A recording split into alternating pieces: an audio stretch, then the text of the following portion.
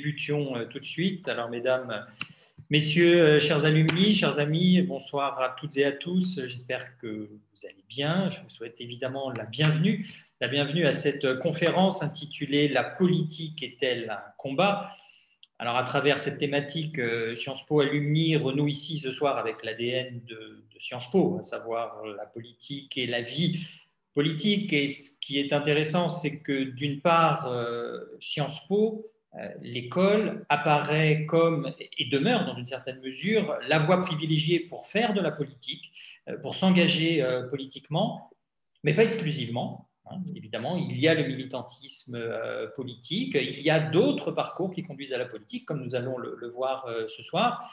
Mais il est vrai que dans la mesure où une part non négligeable de la classe politique française est passée par Sciences Po ou par un IEP de province, il y a un certain prisme, déformant, qui est dû entre autres à l'éclairage médiatique sur les personnalités politiques, et cet éclairage qui fait d'une certaine façon de Sciences Po le préalable à toute carrière politique.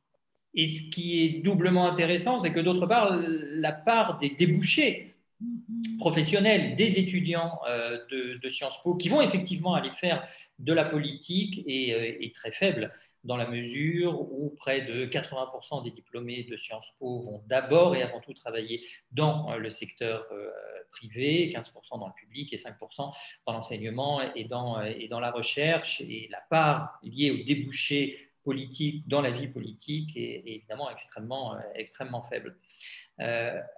Alors, nous allons parler ce soir de combat politique.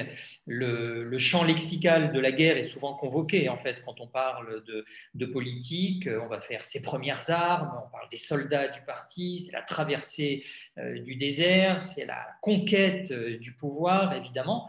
Alors, s'agit-il vraiment d'un combat? Bien, pour en discuter ce soir, nous accueillons Laetitia Saint-Paul, députée du Maine-et-Loire et vice-présidente de l'Assemblée nationale, qui sort chez Jean-Claude Lattès un ouvrage « Mission tenir de l'armée à l'Assemblée nationale ». Madame Saint-Paul, bonsoir. Bonsoir aussi. Et nous accueillons également Virginie Leguay, éditorialiste à LCI, journaliste et auteur. Madame Leguay, bonsoir. Bonsoir. Alors, la conférence de ce soir est animée par Didier Davissian, président de la section Marseille-Provence de Sciences Po Alumni, et par le commandant Nicolas Barthes. Tous les deux sont des alumni de Sciences Po. Je les remercie très chaleureusement d'avoir permis à cette conférence de voir le jour, d'avoir mis à disposition et au service de la communauté des Sciences Po leur réseau. Et je leur passe immédiatement la parole. Bonne soirée à toutes et à tous. Merci Bernard. Donc de même, tous mes remerciements, on va dire, aux alumni présents, mais pas que, aux autres. Je pense également, comme je l'ai dit, à Mohamed Lakila, député des Bouches-du-Rhône présent, à Yanis Roussel, qui doit être présent, député suppléant de l'Assemblée nationale, La République en marche, de Gérard Blanc, qui est très impliqué dans La République en marche dans les Bouches-du-Rhône, mais aussi de Arthur Leroux, qui est également impliqué, on va dire, dans cette formation politique. Concernant le déroulé, si vous êtes d'accord, donc présentation des deux conférencières par Nicolas Barthes et moi-même. Ensuite, on va commencer le premier thème sur la politique et les femmes, donc ça va être 10 minutes. Donc une discussion entre Laetitia Saint-Paul et Virginie Leguay. 10 minutes ensuite sur le monde politique est-il un combat? Enfin, 10 minutes sur le troisième et dernier thème, sur l'avenir politique appartient-il aux femmes? Et ensuite, questions-réponses. Peut-être, c'est intéressant d'avoir, on va dire, un échange avec les présents ce soir. Et une conclusion par notre délégué général préféré, Bernard Elgoul. Alors, peut-être, Nicolas, puisqu'on est dans le protocole, peut-être tu peux commencer par la présentation de Madame Saint-Paul, et je finirai par celle de Virginie Leguay.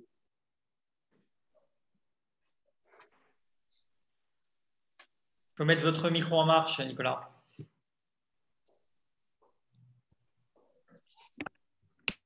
Bonjour à tous, merci Didier de me donner la parole.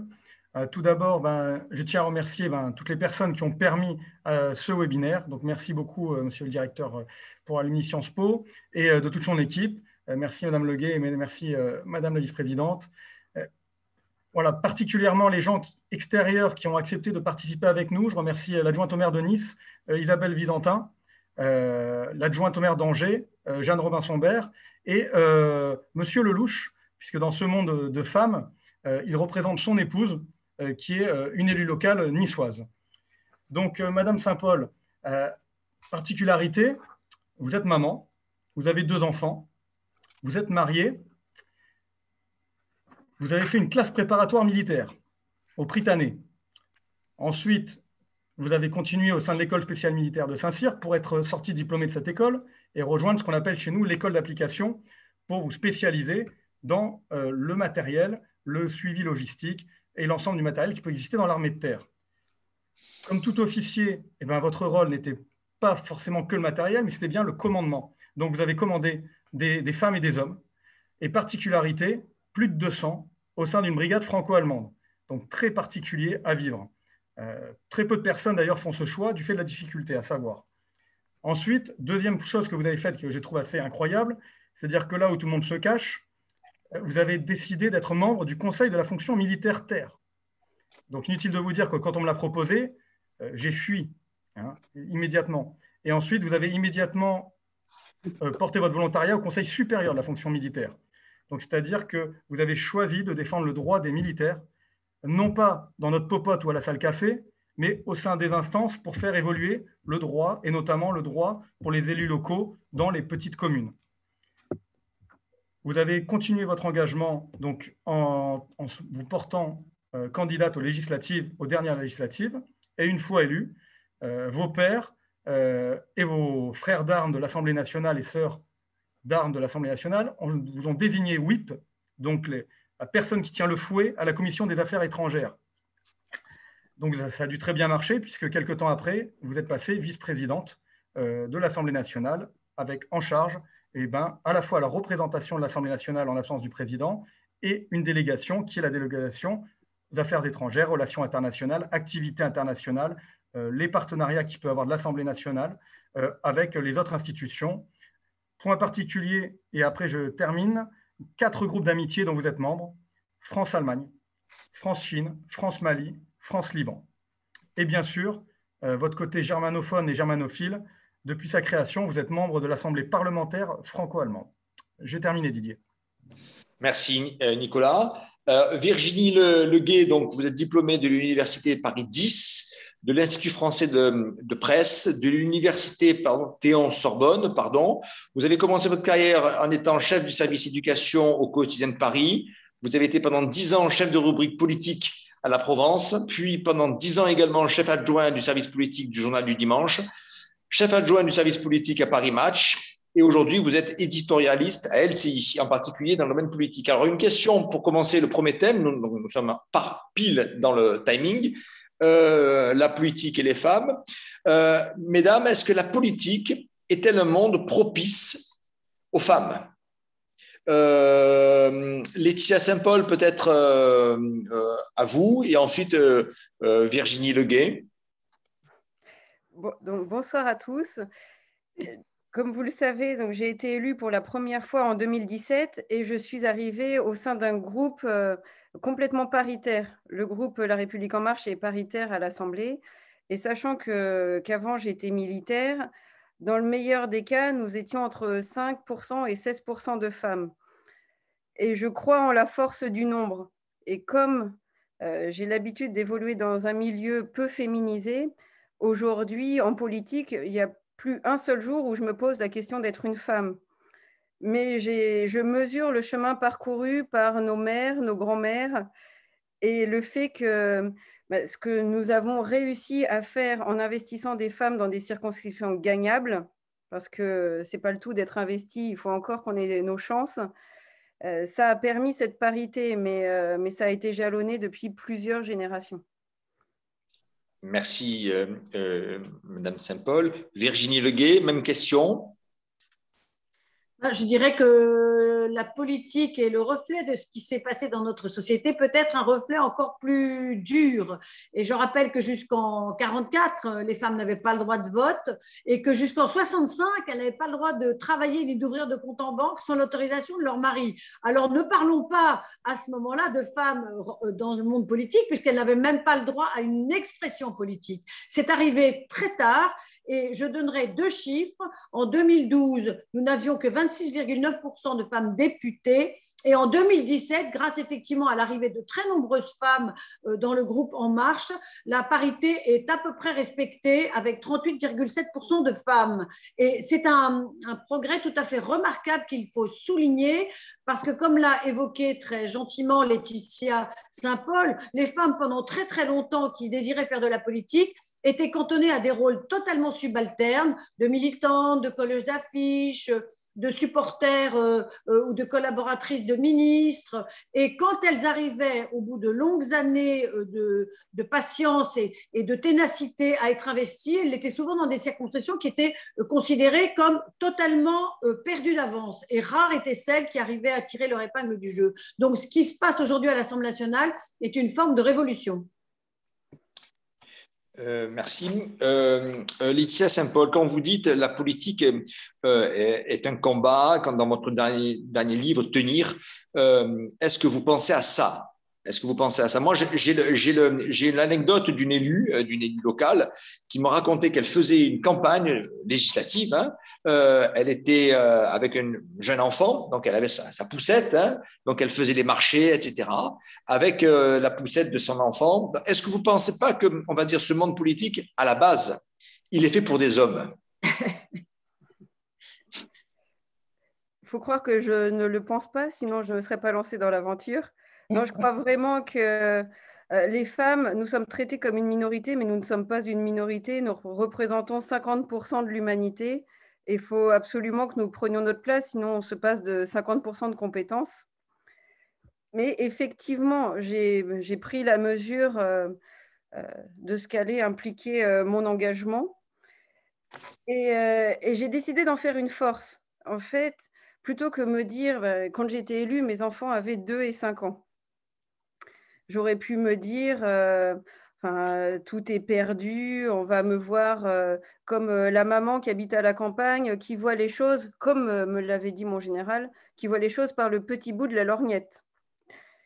Et plutôt que de faire de ma situation familiale un handicap, j'en ai fait un atout, puisqu'il y avait cette envie de renouveau et j'ai un fan club absolu dans le monde des anciens combattants, donc chez les octogénaires. Et donc, j'ai clairement dit pendant ma campagne que, effectivement, j'ai mis carte sur table. Si vous m'élisez, vous allez élire une femme militaire, jeune maman, engagée. Et c'est votre attente. Votre attente, c'est d'avoir des élus représentatifs, ancrés dans la vraie vie, qui ne se posent pas la question du prix de la baguette parce qu'on va l'acheter tous les matins. Et c'est un petit peu comme au judo. Transformer ce qui apparaît aux yeux des dinosaures comme des handicaps, les transformer comme des atouts. Merci. Virginie Leguet, sur cette question, on va dire du constat, parce que l'avenir, on le verra en troisième partie, sur ce constat de la condition féminine et la politique.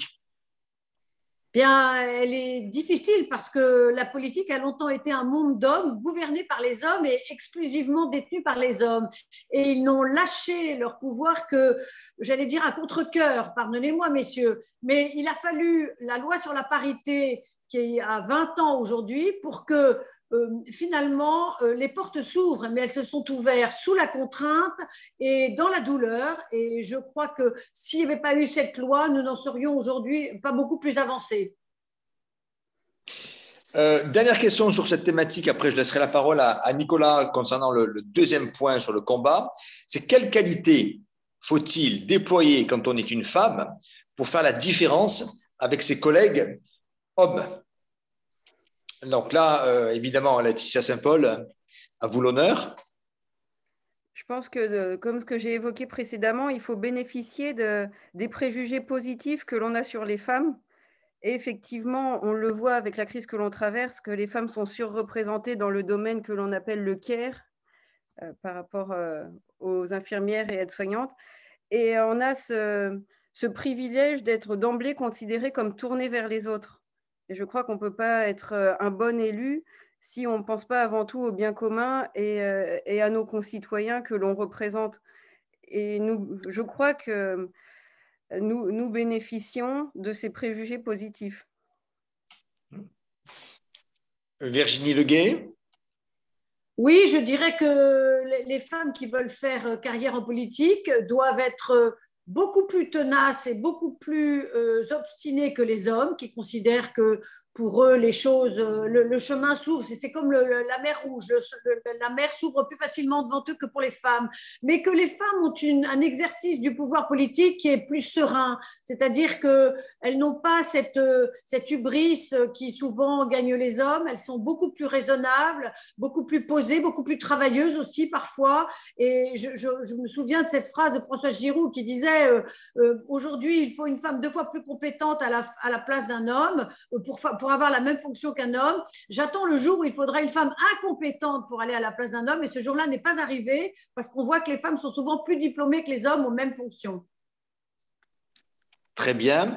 Donc, si vous êtes d'accord, on va passer au second thème. Comme ça nous laissera un petit peu de temps peut-être à la discussion. Donc, Nicolas, je te laisse évidemment le relais. Donc, sur le monde politique, est-il un combat?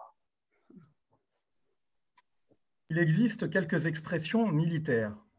Ces expressions militaires peuvent avoir peut-être un rôle lorsqu'on mène soit une campagne pour être élu, soit lorsque la personne est élue, lorsqu'on est au pouvoir. Je pense notamment, en utilisant l'ouvrage de la mission Tenir, à la notion de caporal stratégique. Est-ce que vous pourriez nous en dire un peu plus, Madame la vice-présidente ? Oui, le caporal stratégique est une notion assez récente liée à l'émergence des nouvelles technologies.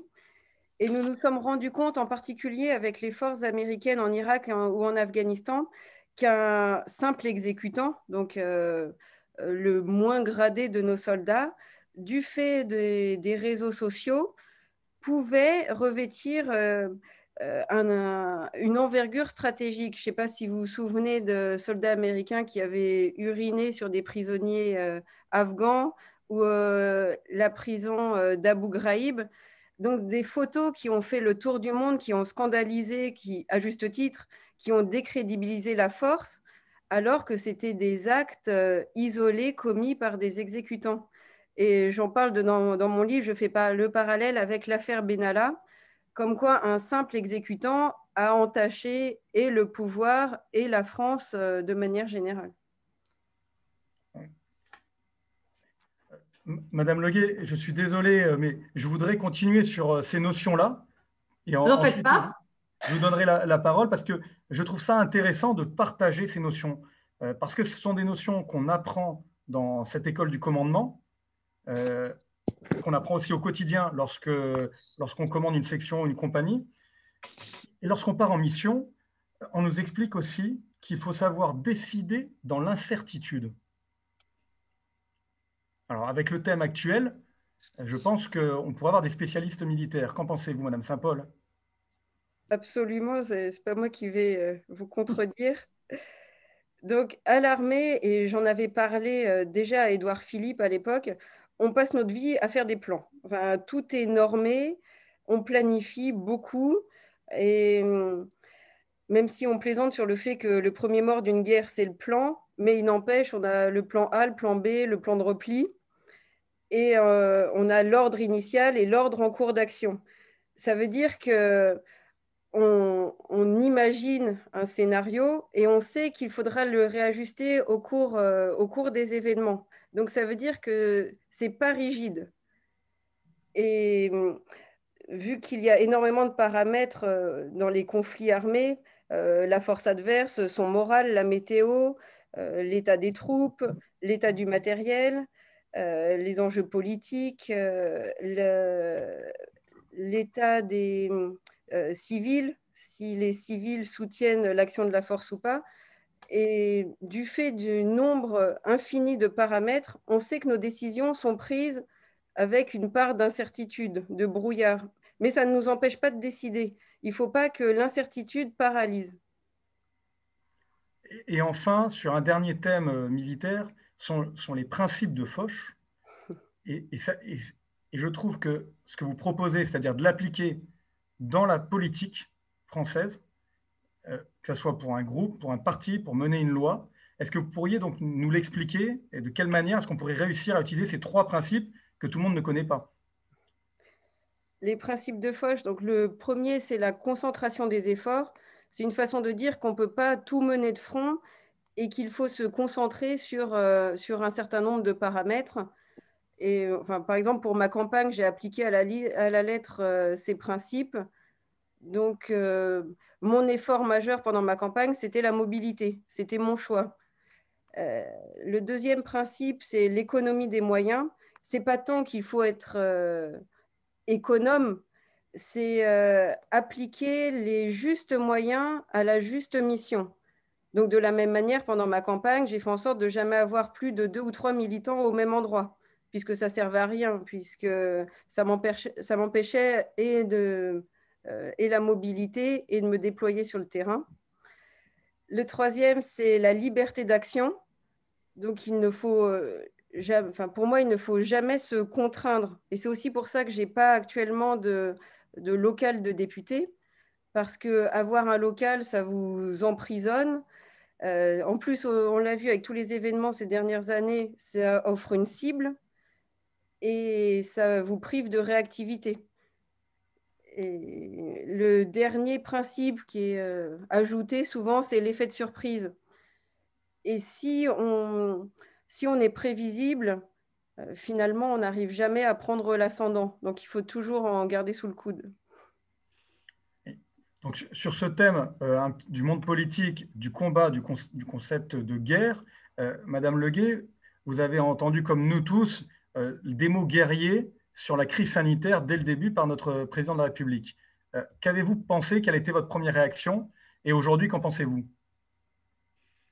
Je ne sais pas si c'était une guerre ou si c'était une mobilisation. Je crois que Emmanuel Macron a voulu marquer les esprits et signifier avec ce mot que nous rentrions dans une période extraordinaire et qu'il allait falloir la coopération de tous. Est-ce que c'était le bon mot? Je remarque que ce mot, en tout cas, est quasiment rentré dans le langage et depuis 1 an, nous parlons les uns les autres de crise sanitaire, de guerre sanitaire et que les mots utilisés à propos de cette pandémie de la Covid-19 sont extrêmement forts. Et pensez-vous, Madame Leguet, que justement, il y a eu cette première approche liée à la crise sanitaire, il va y avoir des futures élections à tous les niveaux, à tous les échelons, locaux ou présidentiels. Est-ce que vous pensez que le côté un peu militaire peut être un atout pour des candidats peut-être qui nous écoutent là à travers ce webinaire? Et est-ce que votre expérience fait que le militantisme, finalement, est du combat depuis toujours? Le côté militaire est, comme l'a expliqué très bien Laetitia Saint-Paul, c'est-à-dire où est-ce que je veux aller, quel est le but que je souhaite atteindre et comment vais-je y parvenir. Et cette stratégie interne que tout le monde doit avoir en tête, je trouve, n'est pas très partagée par les hommes. Les hommes comptent sur leur instinct, comptent sur leurs habitudes, comptent sur leurs réflexes, comptent sur leur solidarité entre eux pour arriver là où ils veulent aller. Les femmes sont beaucoup plus stratégiques parce que pour elles, l'espace est plus difficile à acquérir, la lutte pour le pouvoir est beaucoup plus rude et elles doivent être extrêmement mobilisées elles-mêmes sur la route qu'elles veulent emprunter et sur les moyens qu'il faut pour la route qu'elles veulent emprunter. Et je dirais que ces termes militaires, cet aspect stratégique est très, très, très utile à une femme qui en plus a un emploi du temps très serré, qui n'a pas tellement de temps à perdre, j'allais dire, et pour qui chaque action doit être efficace. Merci, Madame Leguet. Didier, j'ai encore quelques minutes? Oui. Alors, j'avais donc sur cette logique des femmes, Madame Leguet, moi je me pose vraiment la question. Depuis que je suis père d'une petite fille, ma vie a changé et je suis choqué qu'en 2021, un enfant de 5 ans m'explique par exemple qu'il ne peut pas faire pompier parce qu'à l'école, il a vu que des garçons pompiers. je suis choqué que mon épouse, qui n'a pas fait Sciences Po Paris, mais qui a fait Sciences Po Aix, et qui se retrouve dans ces postes, et quand elle a des postes à des hauts niveaux, quand elle arrive, on lui demande si c'est la nouvelle secrétaire. Est-ce que vous pouvez m'expliquer, en 2021, pourquoi ça continue? Ça continue parce que les femmes qui, comme vous venez de le dire, votre épouse elle-même est mère de famille, elle a ce qu'on appelle une charge mentale, elle a beaucoup de, probablement eu d'obstacles même personnels et intérieurs à surmonter pour se dire je vais y arriver parce que j'ai décidé que j'allais y arriver. Mais les femmes ont très souvent le sentiment, ce qu'on appelle communément d'imposture, c'est-à-dire que comme les hommes ne les croient pas capables, elles finissent par elles-mêmes penser qu'elles ne sont pas capables. Or, elles sont extrêmement capables, extrêmement travailleuses et extrêmement sérieuses dans leurs engagements. Et je crois que depuis quelques années, elles en font la preuve de façon concrète. Mais il a quand même fallu en passer par la loi. Et je rappelle qu'il y a eu également, il y a 10 ans, la loi Copé-Zimmermann pour augmenter le nombre des femmes dans les conseils d'administration. Et je déplore que malgré ces deux lois, là j'ai évoqué un peu plus tôt la loi pour la parité et la loi Copé-Zimmermann, et je déplore que sans ces lois, je constate qu'il ne se serait pas passé grand-chose. Donc les femmes doivent encore aujourd'hui utiliser la contrainte et la force pour se frayer un chemin et aller vers des postes que souvent on ne leur dispose pas, enfin on ne les prédispose pas pour ça. Didier, je te propose de faire la transition vers le troisième thème. Merci Nicolas. Avant ceci, peut-être une question à Madame Saint-Paul. Vous êtes une militaire de carrière, vous avez une haute responsabilité politique. Quel est finalement le monde le plus violent? Est-ce que c'est le monde militaire ou est-ce que c'est le monde politique? J'ai trouvé le monde militaire beaucoup plus violent parce que je suis arrivée dans une armée qui venait à peine d'être professionnalisée. Elle a été professionnalisée en 1996. Je suis rentrée en classe prépa militaire en 99 et les garçons de ma promo ne me parlaient pas, estimant que la place de bobonne, c'était à la maison, et pratiquaient l'indifférence courtoise. Donc, j'ai traversé quand même plusieurs années où, en gros, il y avait une poignée de garçons, les élèves étrangers, qui parlaient aux filles. Et en fait, le monde des officiers, et surtout officiers supérieurs et très supérieurs, est encore très conservateur. Et moi, j'ai cette certitude qu'ils font fausse route parce que la parité, c'est la grande cause du quinquennat et qu'ils n'appliquent pas du tout la France et ses valeurs. Et ce qui m'inquiète particulièrement en tant que politique maintenant, j'en ai souffert en tant que militaire, mais ça me préoccupe en tant que politique.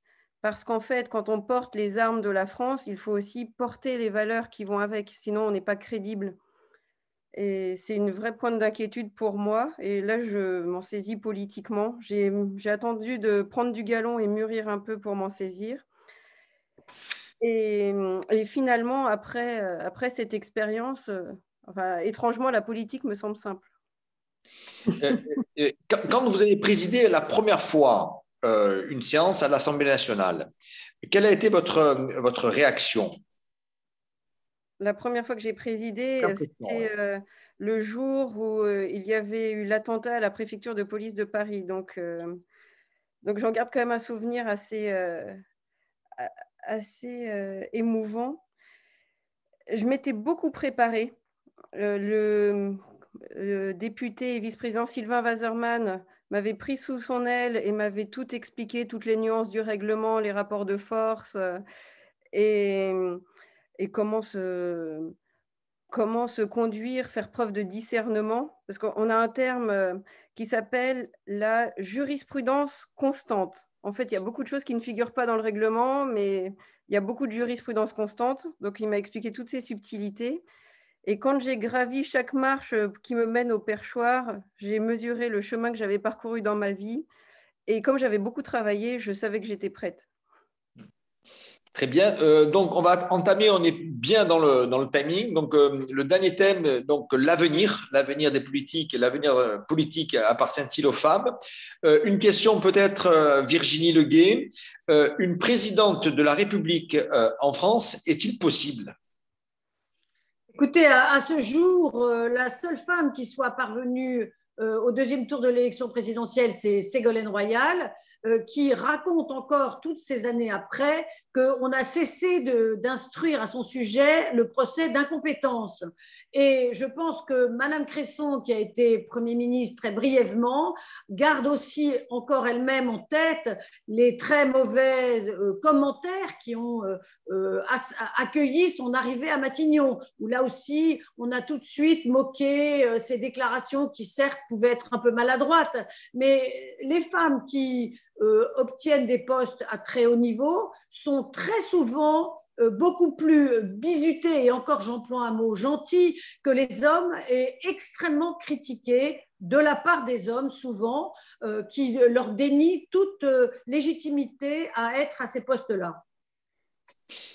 Laetitia Saint-Paul, pareil, dans la même logique, est-ce que vous pensez que, en tout cas, la République En Marche a promu les femmes, on va dire, en particulier à l'Assemblée nationale, mais supposons que Emmanuel Macron ne se présente pas à la tête, on va dire, aux prochaines présidentielles, est-ce que vous pensez que la République En Marche peut présenter une femme comme candidate à la présidentielle de 2022? Bonne question. Je ne sais pas si elles sont nombreuses sur la ligne de départ. Donc, c'est toujours pareil. Avant de se prétendre présidentiable, il y a quand même toute une démarche psychologique et c'est surprenant, mais je ne vois pas de femmes ministres actuellement avec cette prétention, alors qu'en soi, elles seraient nombreuses à être légitimes. Mais j'ai souvent eu l'impression dans ma propre vie que j'étais mon propre premier obstacle. Oui. Justement, pour aller dans ce sens, est-ce que finalement, Emmanuel Macron promeut-il suffisamment les femmes?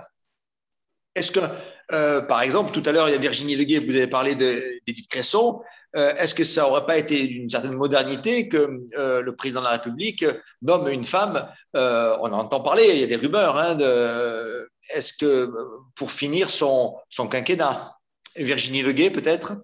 Écoutez, on peut quand même souligner qu'Emmanuel Macron est à l'Assemblée nationale et même là, précisément dans le gouvernement de Jean Castex, a donné une part très importante aux femmes. Et il faut rappeler un exemple plus ancien et beaucoup plus cuisant pour les femmes.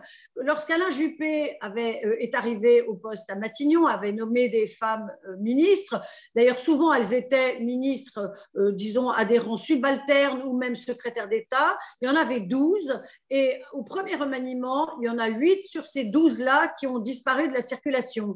Donc, je ne sais pas, mais on peut remarquer que depuis 4 ans, Emmanuel Macron a constamment, malgré tout, nommé des femmes à des postes extrêmement importants et que on peut vraiment, de ce point de vue-là, lui accorder une forme de constance. D'accord. Alors, Laetitia Saint-Paul, sur ce sujet? Je me suis prononcée déjà publiquement sur son cabinet rapproché, son cabinet stratégique où il n'y avait qu'une femme et 12 hommes. Donc, je mesure le chemin qui a été parcouru pour investir des femmes dans des circonscriptions gagnables, mais il reste encore ce dernier obstacle qu'on ne reconnaît pas l'aptitude à être stratège aux femmes. Il y a encore un verrou à ce niveau-là. Dernière question sur cette thématique. Que faut-il faire finalement? Que faut-il faire pour que les femmes soient plus présentes dans le débat politique, par les mandats bien entendu, mais aussi on va dire par leur positionnement dans la responsabilité publique? Alors, je vais répondre à Virginie Leguet directement. En fait, bon, moi, je le mesure, comme l'a dit Nicolas en introduction. J'habite dans la région de Saumur. Je suis maman de 2 jeunes enfants. Donc, je suis à 3-4 heures de Paris en fonction des trains. Donc, pour avoir une visibilité, c'est très dur pour moi. J'obtiens médiatiquement une visibilité parce que de temps en temps, je fais le buzz quand je suis au perchoir. Mais à part ça, je ne peux pas rajouter dans mon agenda des créneaux pour être sur les plateaux télé. J'ai été médiatisée ces dernières semaines parce que je viens de sortir mon livre et fallait que je joue le jeu. Mais ça a atomiser mon agenda. En ce moment, donc, Richard Ferrand m'a confié la présidence française de l'Union européenne. Je suis vice-présidente, donc j'ai mes créneaux de perchoir, j'ai ma famille, j'ai mon terrain, j'ai les échéances locales, départementales, régionales à gérer. Je ne peux pas ajouter cet aspect-là. Donc, je n'ai aucune chance d'être connue du grand public au-delà de ma circonscription et de ceux qui sont passionnés par la politique. Donc, il y a un enjeu de rénover la politique, mais aussi rénover le journalisme pour que, par exemple, ce webinaire, je puisse le faire pour LCI. Virginie Leguet. Je transmettrai votre offre de service. Oui, bien sûr, les femmes, et Laetitia Saint-Paul le souligne, les femmes ont en général un emploi du temps millimétré et elles n'ont pas tellement de loisirs pour, j'allais dire, en plus passer du temps sur les plateaux télé ou à les radios, et elles le font quand elles estiment qu'elles doivent le faire, soit qu'elles ont un projet de loi à défendre ou une initiative à faire connaître, ou comme Madame Saint-Paul, un livre qui vient de sortir. Mais en général, elles n'ont absolument pas le loisir de se disperser en dehors de ce qui est absolument essentiel à faire. Et je ne dis pas d'ailleurs que ça nuit à leur carrière ni à leur réputation. Elles ont souvent une réputation d'être très travailleuses et très concentrées sur leur travail. Très bien. Il est 18h38. Si vous êtes d'accord, on va consacrer le temps, on va dire, de questions-réponses à partir de maintenant. Peut-être, nous avons l'honneur d'avoir également Mohamed Lakila, qui est député des Bouches-du-Rhône. Cher Mohamed, est-ce que tu as un commentaire à ce qui a été fait, à ce qui a été dit jusqu'à maintenant? Ça, c'est la première question. Et la deuxième, c'est, je te retourne la question, la politique est-elle un sport de combat? Oui, merci Didier. Je salue Laetitia et Virginie Leguet que j'ai connues il y a quelque temps quand elle était à la Provence et je démarrais un petit peu en politique. Oui, je dirais que c'est un combat. C'est un combat de tous les jours. Alors moi, je n'ai pas fait Sciences Po, je ne suis qu'un modeste expert comptable, mais j'avais fait des sports de combat, et notamment des arts martiaux. Et ce que je connaissais dans les sports de combat, on le retrouve aussi en politique.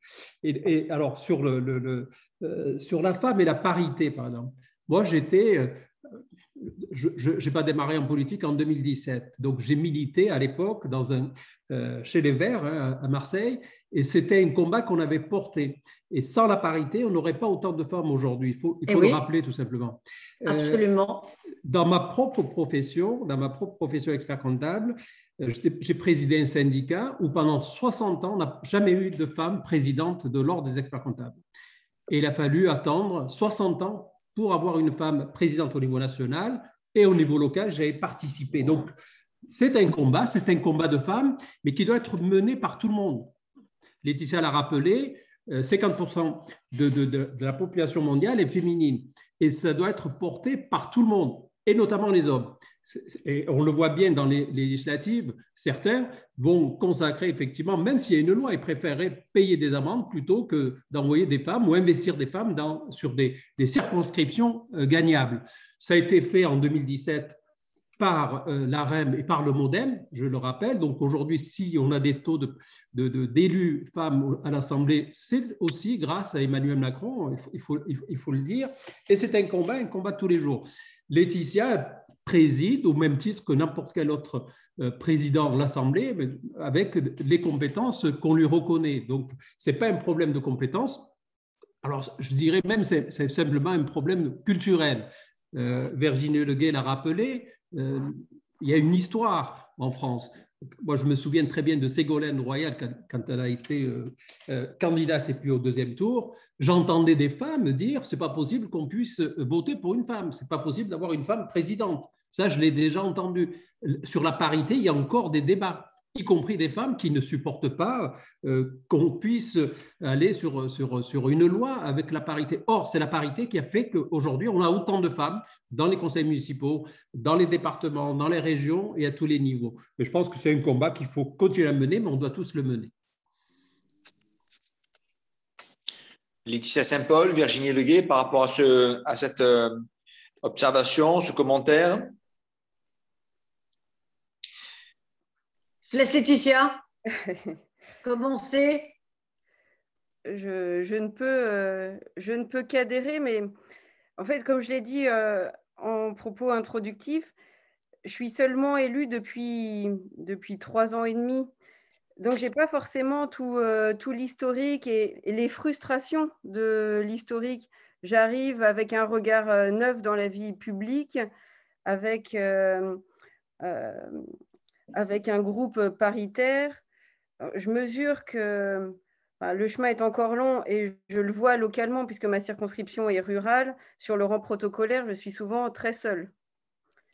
Donc, ça évolue petit à petit et j'ai le sentiment d'arriver au bon moment.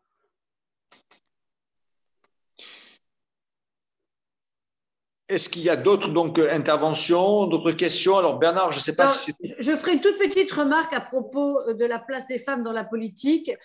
J'ai en tête cette déclaration assez récente de Valérie Pécresse, la présidente de la région Île-de-France, qui a souligné ce qui, de son point de vue, pour elle, était un véritable handicap pour les femmes et qu'elle appelle drôlement l'école du vice. C'est-à-dire, et je la cite, que pour elle, les femmes sont toujours vice quelque chose, vice-présidente, vice-secrétaire générale, numéro 2, femme de l'ombre. C'est parfois plus rassurant, ça ne permet pas trop s'exposer.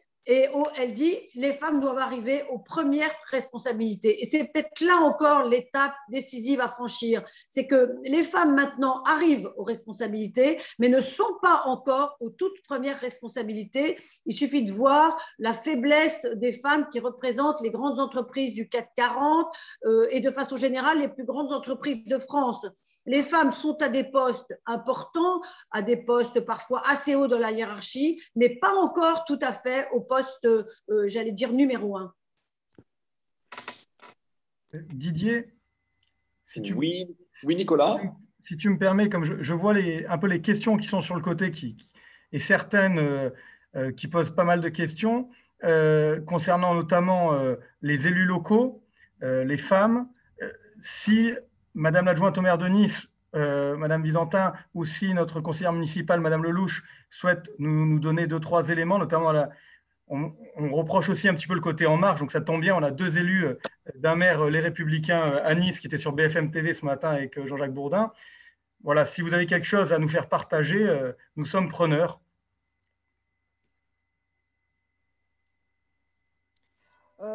Bonjour. Je pense qu'en termes de parité, en tant qu'élus locaux, nous, en tous les cas à Nice, et je pense que c'est partout pareil, nous avons la parité. Pour revenir en tant que femme, je pense que chacun a sa place. Moi, mon arrière-grand-mère était conseillère municipale. Donc, vous voyez, c'était dans les années 1900 et quelques. Donc, moi, je suis issue d'une longue lignée de personnes qui ont vécu quand même dans la politique et qui se sont toujours engagées.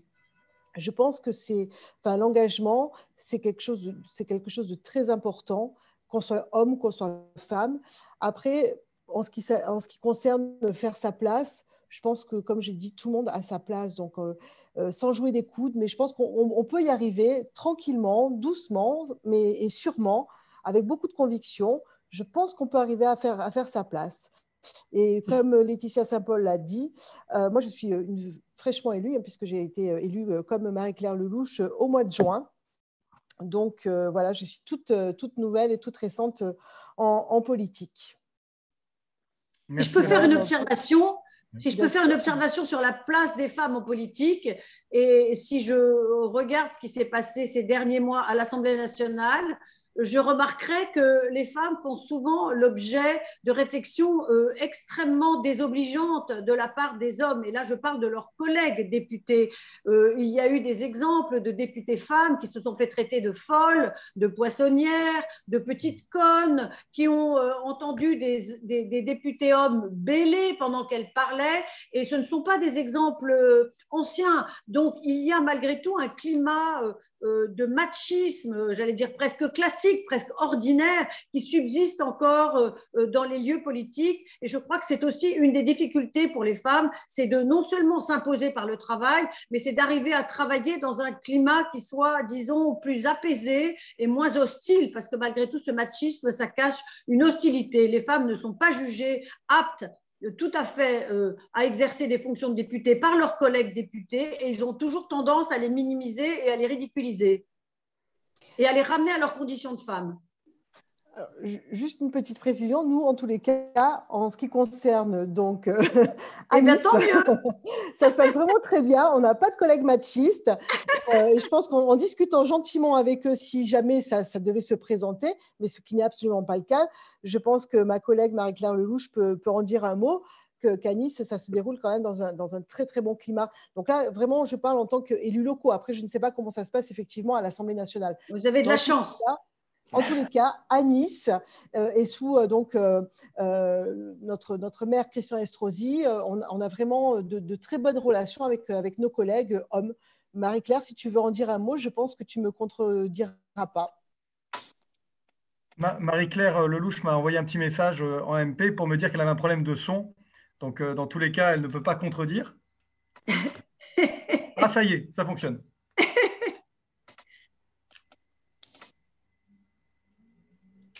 Non, on n'entend pas Marie-Claire. Le micro est coupé, c'est pour ça? Non? Là, elle a tenté, mais ça ne fonctionne pas. Ah, il va falloir... Désolé Marie-Claire, mais ça ne marche pas. Didier, si tu veux, donc on donne la main pour les questions. Alors, oui, s'il y a des questions, alors je sais que Gérard Blanc est également parmi nous. Maître Gérard Blanc est avocat. Gérard, si tu as une question, une observation, alors sur le thème, la politique est-elle un combat? Alors, c'est vrai que quand on est une femme, peut-être qu'il est un peu plus difficile dans un monde extrêmement machiste, il faut dire la vérité. Est-ce que tu pourrais nous apporter également des précisions, puisque tu connais bien ce milieu et ce monde, puisque tu es extrêmement impliqué, on va dire, dans la vie locale des Bouches-du-Rhône? Je le suis par intermittence, on va dire. J'ai été, comme tu le sais, le directeur de campagne d'Alexandra Louis, qui est une des consoeurs députés de mesdames ce soir et de Mohamed Lakila. Est-ce que la politique est un combat? Je crois que est-ce que l'activité humaine est une confrontation? Je crois que c'est comme ça qu'il faut le voir. Et effectivement, dans cette relation humaine qui est celle d'imposer ou en tout cas de partager et de trouver un terrain d'entente sur des idées, il est nécessaire de faire valoir ses arguments. C'est un peu le cas dans ma profession également. Et donc, ça peut paraître comme un combat. J'entendais tout à l'heure Madame la députée dire que les femmes étaient souvent considérées comme hystériques. C'est vrai que c'est un argument qui revient très souvent à la bouche de leurs opposants, souvent masculins, tristement. Le combat, en cela, est jamais totalement égal. D'abord, il n'est pas égal parce que les idées ne sont pas égales. Il n'est pas égal parce que les méthodes ne sont pas égales aussi. Et je pense que dans la politique, aujourd'hui, on est de plus en plus dans une confrontation stérile, sans échange, et qu'il faut rechercher. C'est en tout cas ce que moi je cherche à faire dans ma profession et aussi dans mon activité politique amateur. Il faut rechercher plus la transaction que le combat. La transaction, c'est comment on échange des idées pour faire en sorte de trouver un terrain d'entente commun. Voilà, pas m'étendre beaucoup plus, mais oublions le mot combat qu'on met un petit peu à toutes les sauces et essayons d'avancer dans un monde de transactions. Merci Gérard. Avant que Bernard, tu conclues d'ici 5 minutes, moi j'aimerais peut-être entendre Laetitia Saint-Paul et Virginie Leguet sur leur prospective concernant les élections présidentielles de 2022. Mesdames, comment est-ce que vous voyez ces élections qui se profilent? Est-ce que ce sera un combat d'hommes ou de femmes ou un combat d'idées? Virginie Leguet.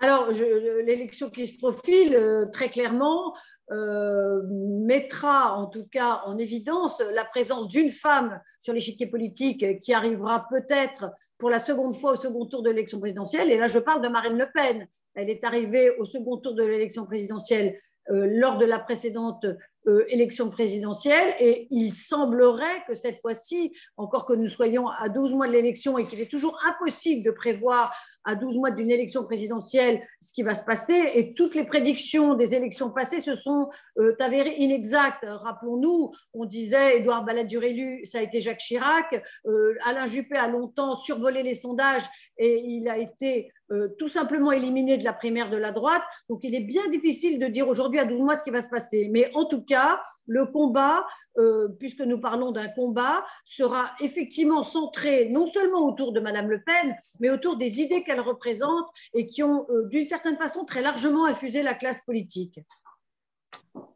Laetitia Saint-Paul, peut-être?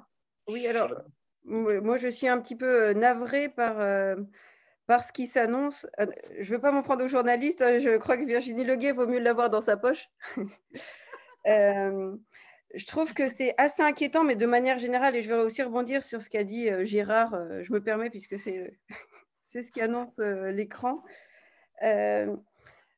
Tout est plus qu'en rapport de force. Enfin, moi, je vis surtout sur la scène internationale et on a vraiment, sur les enjeux internationaux, ce retour de la force et les idées qui se fanent. Et on a pu le voir récemment avec l'ambassadeur de Chine en France qui se permet tout et n'importe quoi. Mais pourquoi? Parce qu'il sait qu'il incarne une puissance économique, militaire, démographique, culturelle. Et donc, moi, ça m'inquiète un peu parce que et donc je fais la transition avec la France, ça appauvrit considérablement le débat d'idées si nous ne sommes que dans la force. Et comme le débat d'idées est appauvri, on le personnifie. Et moi, le traitement médiatique généralisé m'inquiète parce qu'on ne parle plus que de Le Pen, Macron ou Pécresse ou peu importe qui. On personnifie complètement. Donc, on ne parle plus jamais d'idées, on parle d'individus. Mais j'ai bien compris qu'en politique, on n'avait jamais vu une idée traverser une pièce elle-même et qu'il fallait incarner. Mais là, ça devient contre-productif. Je suis allée par curiosité voir le site internet du Rassemblement national, parce qu'il faut toujours connaître son adversaire, quel que soit le domaine politique ou militaire. Et j'ai vu le projet que j'ai trouvé formidable, le projet 2017. Et je crois vraiment qu'il faut s'en inquiéter. Donc un combat d'idées, malheureusement non. Une personnification à outrance. Et pour en revenir à Foch, la nécessité d'effets de surprise. Et comme nos concitoyens détestent qu'on leur serve quelque chose couru d'avance, j'imagine qu'ils créeront la surprise. Très bien. Bernard, à toi Je propose, cher Didier, en fait, plutôt qu'une conclusion, de prendre des questions qui ont encore été adressées via le fil de conversation. Une première question que Marie Colomb adresse à Madame la députée. Madame la députée, est-ce que vous avez vu à l'Assemblée des signes qui montreraient une évolution sur les conditions de présence à l'Assemblée et la question des horaires et des horaires tardifs notamment, sachant que ces conditions de présence et ces horaires peuvent être un obstacle pour beaucoup de femmes qui vivent ce mandat et qui, pour certaines, souhaiteraient s'y projeter. Alors, les conditions de présence, enfin, qu'on soit homme ou femme, de toute façon, il y a une immense déviance au niveau des députés. C'est qu'on multiplie par 2 le nombre d'amendements tous les 5 ans. J'exagère peut-être un peu, mais je crois qu'on en est déjà rendu à 130 000 amendements déposés. Donc forcément, plus on dépose d'amendements, plus ça nécessite de présence dans l'hémicycle. Et moins c'est possible de se démultiplier. Donc ça, c'est une déviance observée depuis ces lois de non-cumul des mandats. Donc la présence, de toute manière, en permanence, je pourrais être à 3 ou 4 endroits à la fois. Donc j'en reviens à Foch, puisque c'est le thème, concentration des efforts. Donc on s'arrête sur quelques thématiques, parce qu'on ne peut pas être spécialiste de tout. On arrête ses objectifs de vie aussi, parce que moi, ma famille n'est pas la variable d'ajustement de mon agenda. Et honnêtement, il y a quand même pas mal de choses qui pèsent sur mes épaules et je pense qu'on peut tout faire rentrer dans un agenda avec une organisation plus que militaire. Merci beaucoup, Madame la vice-présidente. Alors, peut-être une question en forme de conclusion qui s'adresse à chacune de vous, mesdames, et qui est posée par Martine Bornerias, la vice-présidente de Sciences Po Alumni. Quelle est la puissance ou non des réseaux féminins à l'Assemblée nationale et plus largement dans le monde politique, toutes formations confondues? Existe-t-il des instances de lobbying, des réseaux d'influence féminins à l'Assemblée nationale et dans le monde politique plus largement? Madame Leguet, et puis on terminera par… Alors, moi, je dirais une chose très pragmatique, c'est que les femmes n'ont pas tellement le temps de faire du lobbying, bizarrement, alors que les hommes ont le temps d'en faire. Et les femmes ne sont peut-être pas encore assez structurées entre elles pour pousser leurs avantages et leurs positions auprès des hommes, puisque finalement, c'est malgré tout, leurs interlocuteurs, ce sont des hommes. Et est-ce qu'elles sont établies elles-mêmes en réseau pour s'aider les unes les autres? Je ne sais pas. Il y a eu des tentatives à plusieurs reprises, mais je remarque que, faute de temps, les femmes lâchent assez rapidement ce genre d'occupation, entre guillemets, qui pourtant ont beaucoup servi les hommes. Merci. Madame la vice-présidente. Oui, je confirme ce que vient de dire Virginie Leguet.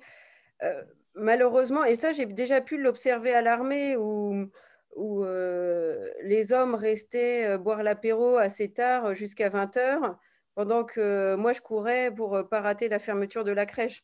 Donc je crois que c'est généralisé, que ce soit en entreprise, dans la fonction publique, en politique.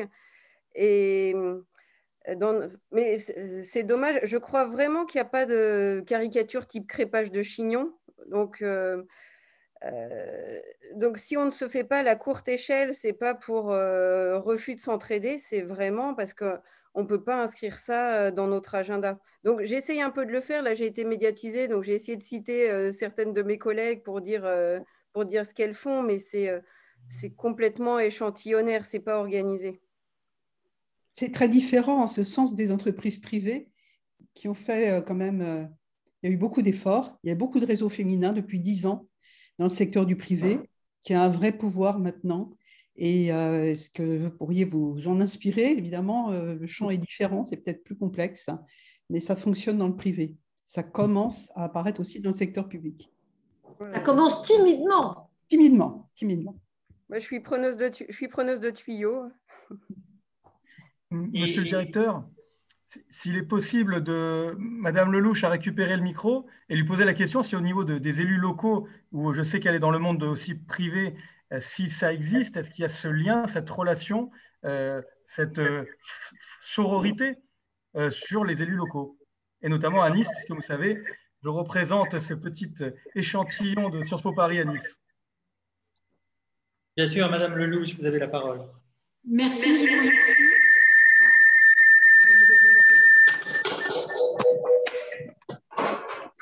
Hop. Bonsoir à tous, ma chère collègue, chère Isabelle. Merci Nicolas. Bien écoutez, moi je voulais rebondir sur ce que ma collègue a dit, et c'est vrai qu'en effet, de par mon expérience en tant qu'élu local, d'après ce que je ressens bien sûr, Je crois que nous avons vraiment un problème de connexion. Un projet, je ne ressens absolument pas de différence au niveau du conseil municipal à Nice. Et c'est vrai qu'on travaille de la même manière, on a les mêmes chances et nos manières. Donc, pour ma part, je suis ravie et je confirme bien sûr les allégations de ma collègue. Voilà, je vous remercie et je vous rends la parole. Merci. Merci Madame Lelouch. Alors une toute dernière question que je peux adresser à vous deux, mesdames, également. Est-ce que vous avez des conseils à donner aux jeunes femmes, à nos jeunes camarades, alumni ou non, qui souhaitent s'engager en politique dans la mesure où vous avez indiqué, Madame la vice-présidente, tout à l'heure, que vous étiez finalement votre propre premier obstacle. Quels sont les conseils que vous donneriez l'une et l'autre à nos jeunes camarades qui veulent faire de la politique? Moi, je dirais une chose très simple.